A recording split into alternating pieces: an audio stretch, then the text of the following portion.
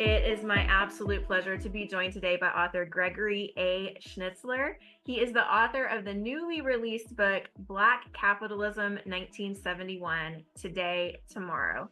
And so, Gregory, tell us about this book. Okay, basically, Black Americans make up about 13% of the population in the United States. But when you look at certain industries, certain senior level positions, what you find that they're not even close to being proportionally represented. For instance, in the medical profession, doctors, surgeons, Black Americans make up 5%, not 13%. Attorneys, the same thing, around 5%, give or take, not 13%. The list is long. Airline pilots flying for our domestic carriers, 2%.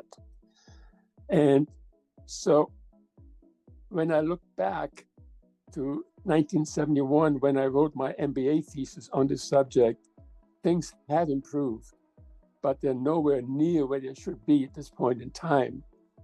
And so I'm looking back, I'm looking at today, and I'm looking forward 50 years and see what it would take to finally get Black Americans on an economically equal level.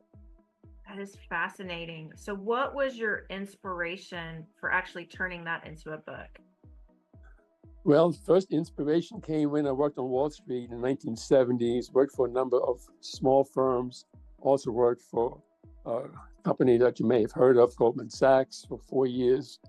But what I noticed was there were no people of color in any of these firms, no people of color anywhere near Wall Street. I mean, it was absolutely white only. So that gave me the inspiration to use that topic for my MBA thesis in 1971 at St. John's University. So that's where this book came from, basically, looking back to my MBA thesis, updating it, and then looking forward 50 years. That is an amazing. That's a fascinating study, and yet heartbreaking at the same time. Yeah. So, is there anything else you'd like to share with us today about you, your book, or the message behind the book? Well, let me see. What I've learned was that after I have gone to finished high school, went to work at for these firms.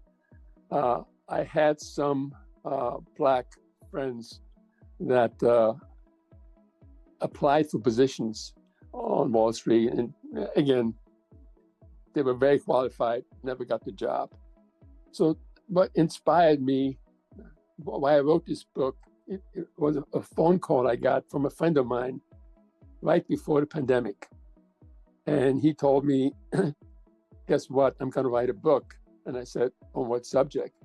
On what subject? And he said, on Black capitalism. And I said, wait a minute, that was the subject of my MBA thesis 50 years ago. And before that phone call was done, we had agreed to make it to